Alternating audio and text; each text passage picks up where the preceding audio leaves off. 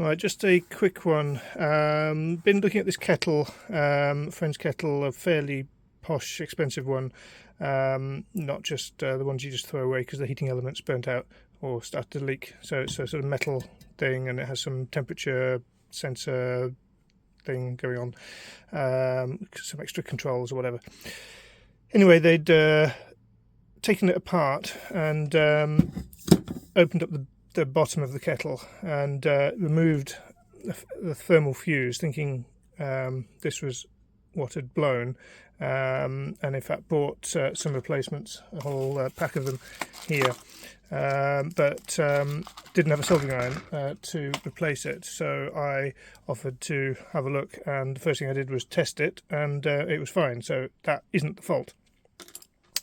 So anyway, I'd need to put that back if it was to be working, but I thought, okay, next suspect is the element, and clearly you can see the element here and the connectors. That was my next suspect. Tested it, it was fine. So okay, moving on. Do we have continuity from the base connections to the plug? The plug fuse was okay, and at that point I hadn't realised it was a complicated circuit arrangement. I thought it was just going to go straight to the live and neutral, and the neutral did, but the live didn't, and then I realised I didn't know where the switch was, and then I realised that the base has a bunch of controls, and as I say, it's sort of more complicated with these things here and whatever. I don't know what this does. So anyway, I took it apart, or took the base apart, and indeed you can see all of this electronics. So this is obviously where the power comes in, and the neutral and the earth go to the main connector, but then the live goes through here, the switching circuit, and then through here. So this looked like a relay, but on closer inspection it looked like there was some sort of damage, water damage perhaps, some evidence of some smoke, and a friend said that she'd heard a pop and maybe saw some magic smoke come out. So obviously something had blown, although it wasn't immediately obvious what was going on. So pulled this circuit out, and this was all covered in kind of, I was going to say, corrosion or water, that kind of water damage you see when it's kind of water has been there and dried a bit, and then some black smoky kind of deposits, and cleaned that all off with alcohol and methylated spirits, and then found there was a whole track here had burnt out, so that clearly wasn't good. So that would have caused some smoke. And then looking on the other side, if I can move that round, there was a resistor here, which I have somewhere here, like a 1 watt or something. I don't know, is that 1 or 2 watts, something like that. And that had completely burnt out. That looked like there was a break in it, and there was some smoky damage underneath here. So I've just put a temporary one there. I don't think that's high enough power, but it may just be good enough to do some tests. And there's another break in the circuit there. So that was all in series with this. So something has clearly presented a near short to neutral from live, and gone through this resistor, and both that resistor and parts of the circuit board have all acted as fuses. Yeah. So that's that. I've sort of cleaned up, as I say, top and bottom, and then the next thing is, well, do I just try it? But this active device here would be my next suspicion. So reading what it is, it's a triac. It's a BTA16. The A means that the case is insulated, so that isn't, well, it's soldered in there for support. It's not actually making any connection. There are 3 terminals actually going to the circuit board. So I'm going to test that and see whether that is faulty. And I mean, it seems likely that it would be, unless it was just water that was making a short circuit. I mean, that's possible. yeah, that would be the next suspicion. So I'm going to take that out and see if I can determine whether that needs replacing or not before I power it up. But I mean, at least it's relatively simple. I mean, it's always looks like there's some more transistors here and surface mounted stuff, which is going to be a pain to try and work out. I mean, things could have damaged those as well. So yeah, I don't know what the chances are, but anyway, let's get that out and see what we can do with that. Okay, well, that's not looking good. The component tester thinks it's a 72 ohm resistor between two of the contacts, the 1 and 3, which is red, and which is which? Anyway, it definitely shouldn't be that. Yeah, so I think we are looking like that needs to be replaced. So I'm going to order a new one. All right, so new triac arrived in the post, and as you can see, component tester detects it as such. So that will be another component that was damaged that will be repaired. The question is that it, or is there something else? Not sure. Anyway, let's put this in and see. Alright, so I was just poking around this area and testing some of the resistors, and there was a tiny little resistor. I've removed it now, that should have been 10k, but it was measuring as a short. I mean, it didn't look burnt or anything, but I thought I'd take it out.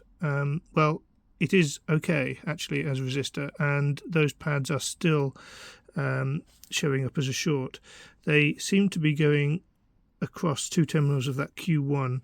I've kind of tried to draw what I can see. It's right on the limit of visibility, really, so tiny without a proper microscope. So I think actually what I was thinking initially, that the resistor had gone short, actually it was the Q1, these two terminals here. So I think I'm going to have to get that out and try and replace it if I can find one. It seems to have something HY3D on it. No idea what that is. See if I can find a reference to that. Right, so I've put back that little surface mount 10k resistor and removed the surface mounted transistor, and there was no short anymore on those two pins, so that was clearly the transistor that was indeed shorting it. And I've put as you can see, temporary solution here. I didn't want to wait a few weeks to get a replacement from China or something, or pay for a closer one without testing it. So I thought, let's just put something in there and at least see if it blows up or not. Hopefully that will be okay. I've put in a ZTX 450 bipolar junction transistor, fairly common, and just slapped it in there. So I think we're ready to try it now. To avoid maybe the worst damage that we might cause, I've hooked this up to this breakout kind of thing that I use, where I can put the mains in series with the bulb. So this is a common technique. I mean, I could use the auto transformer, I guess, but this, if there is a short, instead of just burning up one of the components again, it will present most of the voltage to the bulb here, and so it'll glow brightly, and that will be a sign. Well, it'll limit the current somewhat. Hopefully, then I can notice it fast enough to turn it off before any damage is caused. And if it doesn't light up, then well, that's good, I guess, and we can see if any of the functions work, or the basically, so see if it works, and if it does look like that's all that needs to be replaced, then I can get a proper replacement surface mount and maybe glue some of these bodged wires in a slightly better manner. Well, okay, I guess now is the time to see what happens.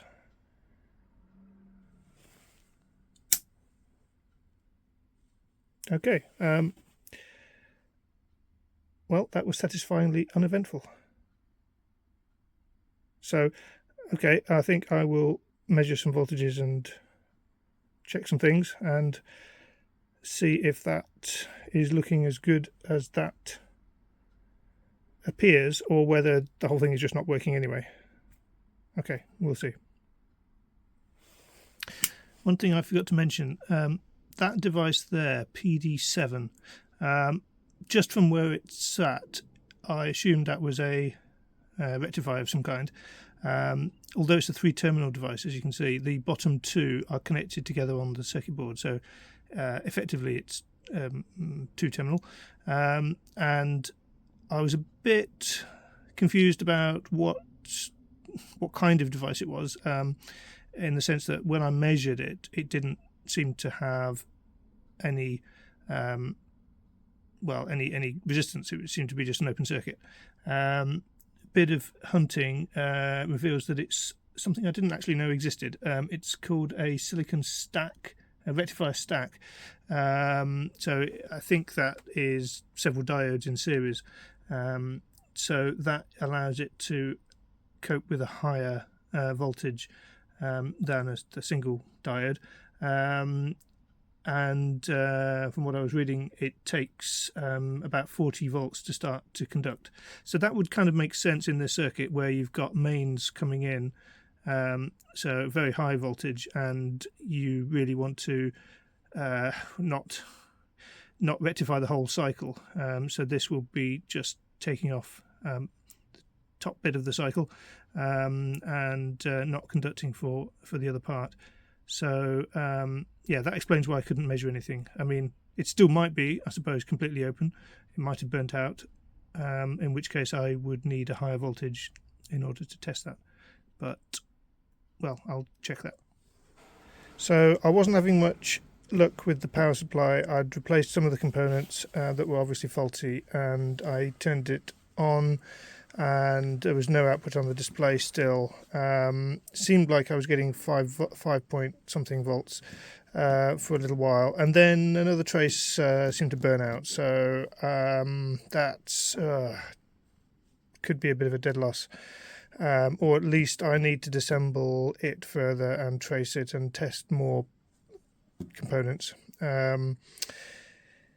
Anyway, I'm trying to decide what to do.